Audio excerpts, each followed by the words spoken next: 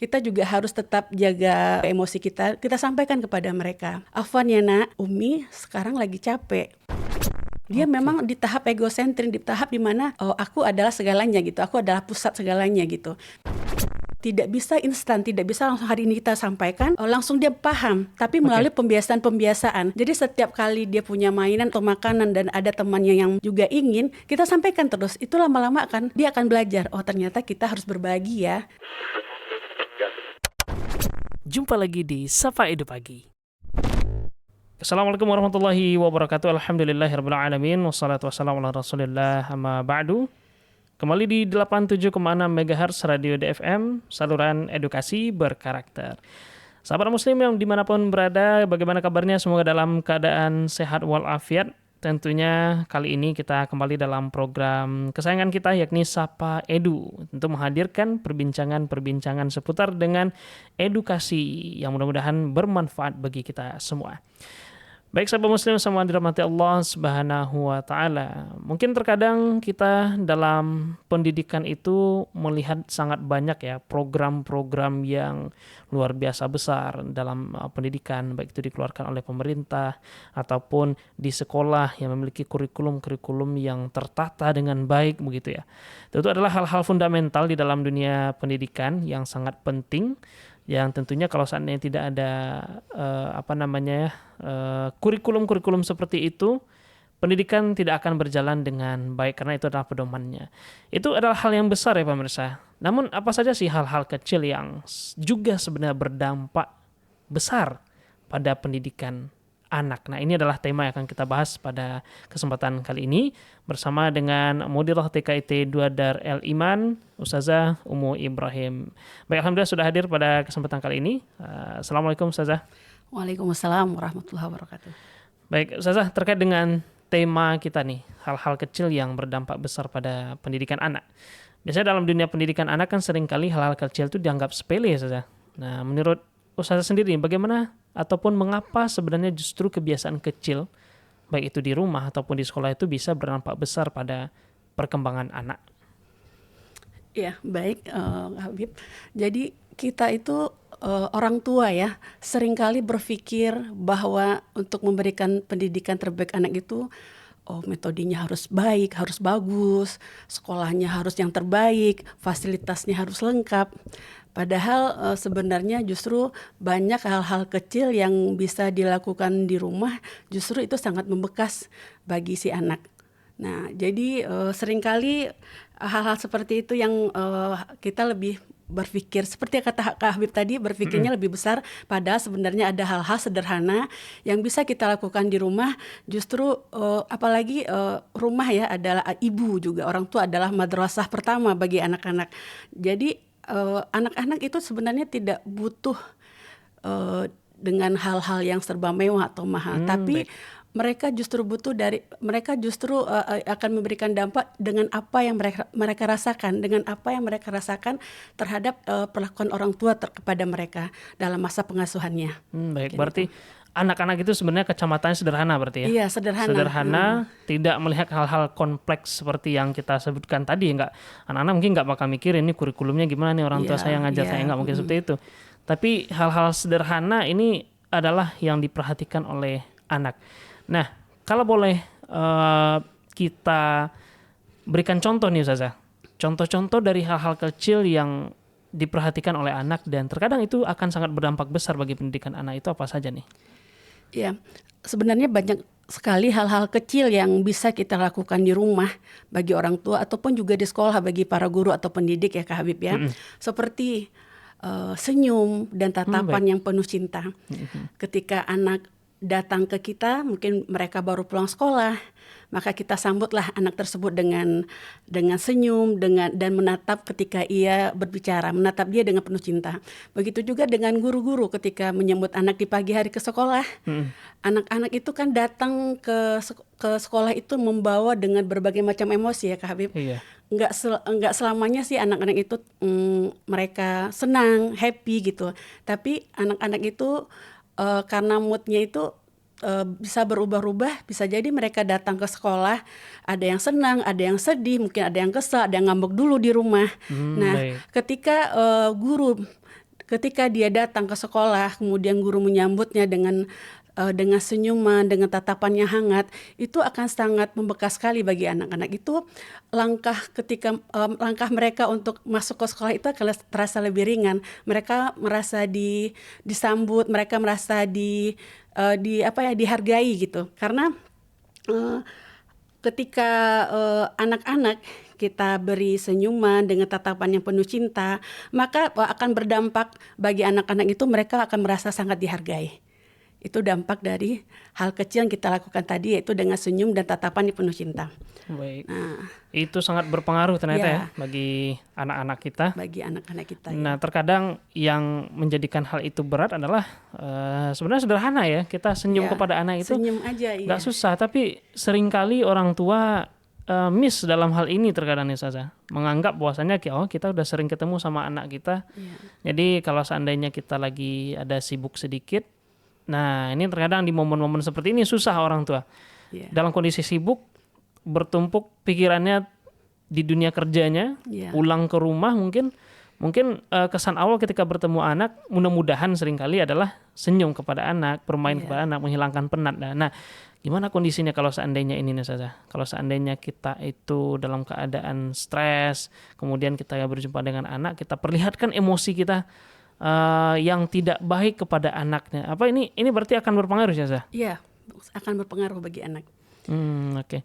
Namun gimana nih tips dan triknya bagi orang tua ketika memang berada dalam kondisi seperti itu? Apa yang step-step yang mungkin bisa menjadi tips bagi orang tua untuk mengendalikan emosi nih saja? Nah ini mungkin guru sudah pengalaman ya, Iya. karena setiap hari bertemu anak yang sangat banyak, kemudian emosinya berbeda-beda. Nah ini gimana tipsnya dari seorang guru nih saja untuk orang tua? Iya, jadi ketika anak, ya namanya kita orang tua ya Kak Habib, pasti kita manusiawi ya, kita juga punya ada rasa lelah, capek. Kemudian ketika anak datang kepada kita dan kita berada di fase tersebut, tentu memang itu bukan hal yang mudah bagi kita. Namun kita juga harus sebagai orang tua itu mengingat-ingat terus, mengingat kembali bahwa anak anak itu tidak tahu kalau kita lagi sedih, lagi marah mungkin. Kita itu butuh membahasakan kepada mereka. Karena kan anak-anak belajar itu dari lingkungan sekitarnya, dari guru atau dari orang tua. Ketika kita merasa capek, kita sampaikan kepada anak. Mungkin dia datang dengan segala permintaannya, mama aku mau ini, umi aku mau ini gitu kan ya. Nah kita sebagai orang tua dalam kondisi itu, kita juga harus tetap jaga jaga emosi kita. Kita sampaikan kepada mereka, afwan ya nak, umi sekarang lagi capek, umi lagi lelah. Karena anak juga butuh tahu bahwa orang itu juga selain dirinya, orang itu juga ada merasakan capek, lelah. Mereka harus tahu dan itu kita bahasakan dan kita ekspresikan. Karena anak akan belajar dari bahasa yang kita sampaikan dengan bahasa tubuh yang kita tampilkan. Dan bahasa tubuh yang kita tampilkan itu yang akan lebih ditangkap oleh anak gitu Kak Habib. Jadi ketika kita menyampaikan kepada mereka, maaf umi capek, boleh nggak nanti kita dia mungkin minta bacain buku, baca bukunya nanti ya nak gitu. Tapi kita lihat kan ekspresi itu tuh memang lagi capek, lagi lelah gitu. Jangan nanti kadang-kadang kita dengan kita capek, kita bilang kita capek, lelah, tapi kita masih sibuk dengan HP misalnya, dengan kerjaan lain. Katanya capek, tapi kalau untuk aku kok capek, tapi untuk urusan itu kan anak belajar dari situ sebenarnya, dari sikap yang kita tunjukkan tadi. Jadi ketika kita menyampaikan kepada mereka, kepada anak kita, maaf ya, afwan ya, umi lagi capek, umi habis kerja dari kantor misalnya gitu, atau umi habis masak, umi butuh istirahat sebentar ya nak, nanti kita. Nah anak akan belajar di situ, dia akan mengenal, oh capek itu seperti ini ya, kemudian oh ternyata kalau kita capek kita butuh istirahat ya. Itu pembelajaran, dan itu mungkin saat itu anak belum begitu paham, tapi setiap kejadian itu terjadi dan kita menyampaikan, kita membahasakan kepada dia secara verbal dan ditunjukkan oleh bahasa tubuh yang mendukung, itu insya Allah anak-anak lama-lama akan paham. Oh baik, ternyata memang untuk mengajarkan sesuatu hal yang lebih rumit kepada anak itu ternyata berangkat dari hal-hal sederhana seperti ini Dari ya. hal sederhana. Anda tadi melihatnya begini, ketika anak melihat kita itu dalam keadaan capek, terus kita mengatakan kita dalam keadaan capek, tapi mereka melihat kita masih beraktivitas, berarti kan ada seperti kontradiksi di kepala mereka. Oh, capek itu berarti tetap bekerja. Ini kan hal yang sangat berpengaruh terhadap orang dewasa nanti, Ustazah. Mungkin kebiasaannya ketika dewasa nanti, ketika dia capek tetap dia paksakan untuk bekerja begitu. Alam bawah sadarnya langsung bekerja seperti itu ya. Masya Allah, ternyata memang sekompleks itu ya. Karena Anda juga melihat bagaimana proses-proses orang tua mendidik anak itu, karena di rumah itu juga ada ponakan nih saja umur 3 tahun. Umur 3 tahun, dari 2 ke 3 tahun mungkin, 2,5 tahun atau 3 tahun. Ini memang dalam kondisi yang sangat-sangat banyak bertanya kepada orang tuanya, kemudian butuh validasi dari orang tuanya, dan juga keinginan yang sangat banyak dari anak kepada orang tuanya. Dan memang Anda lihat juga dari pendidikan dilakukan oleh orang tuanya memang seperti yang saya sampaikan tadi itu.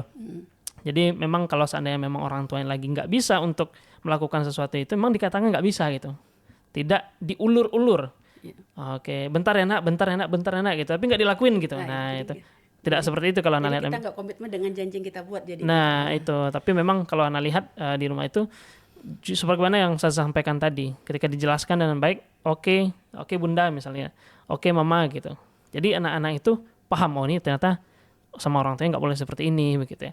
Kemudian respon tadi ya, itu juga sangat berpengaruh terhadap emosional anak nih. Nah terutama itu. Sebenarnya kalau kita lihat, kalau saya kan berkecimpung dengan anak-anak TK gitu ya. Iya, betul. Nah anak-anak TK itu rata-rata umurnya sudah 4-5 tahun.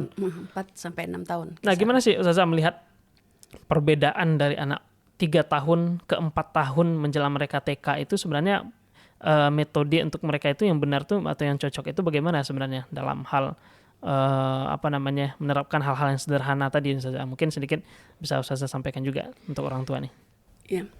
Intinya adalah pembiasaan Kak Habib. Jadi walaupun usianya masih 3 tahun, apalagi di usia 3 tahun itu adalah usia yang dimana itu egosentrisnya kan, dimana akunya itu lebih kuat ya.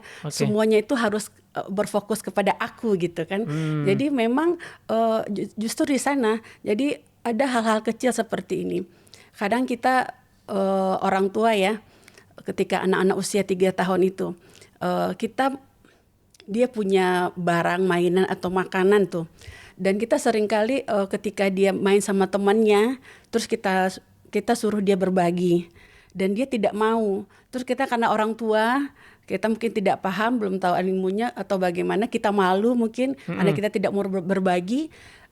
Seringkali yang kita lakukan, kita memaksa anak kita untuk dia mau membagi makanan atau mainannya. Nah, padahal di usia itu dia sedang belajar untuk mempertahankan haknya. Dia memang di tahap egosentris, di tahap dimana aku adalah segalanya gitu, aku adalah pusat segalanya gitu.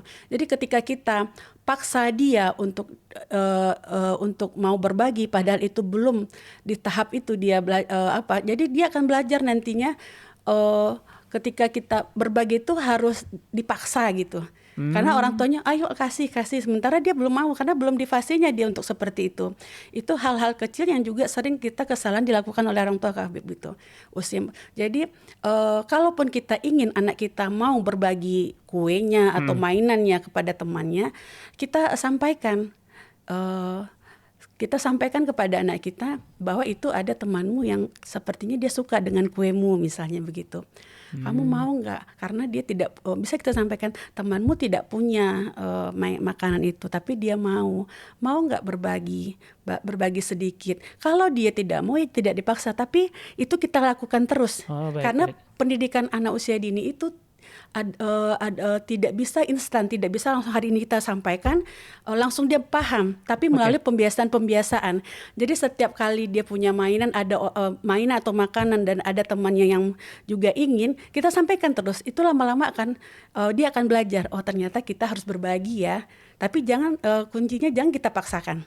Nah, Baik. gitu. Di situ kuncinya ya. Ya, kuncinya di sana, jangan kita paksakan. Karena kan tidak menutup kemungkinan. Terkadang di rumah Iya. itu kita punya anak itu dengan jarak umur yang mungkin berjenjang Iya. begitu ya. Iya. Ada yang umurnya 2 tahun, ada yang sudah 4 tahun. Iya. Nah, ini ketika sering bermain berdua, ini kan anak TK itu sangat Iya. aktif gitu ya, dan Iya. juga egosentrisnya juga tinggi ya Iya, untuk betul. kepemilikan. Nah, ini bermain dengan adiknya yang umur 2 tahun tentu berbeda sebenarnya emosionalnya begitu. Iya. Nah, berarti memang kunci-kunci seperti itu tuh perlu untuk kita perhatikan ya. Iya. Ya, Perlu kita ketahui perkembangan anak usia ini baik dari sosialnya, emosionalnya seperti apa gitu harus kita ketahui. Karena dan satu lagi tips dari Ana ya Kak Habib. Kalau Ana dulu sekarang alhamdulillah anaknya udah besar ya.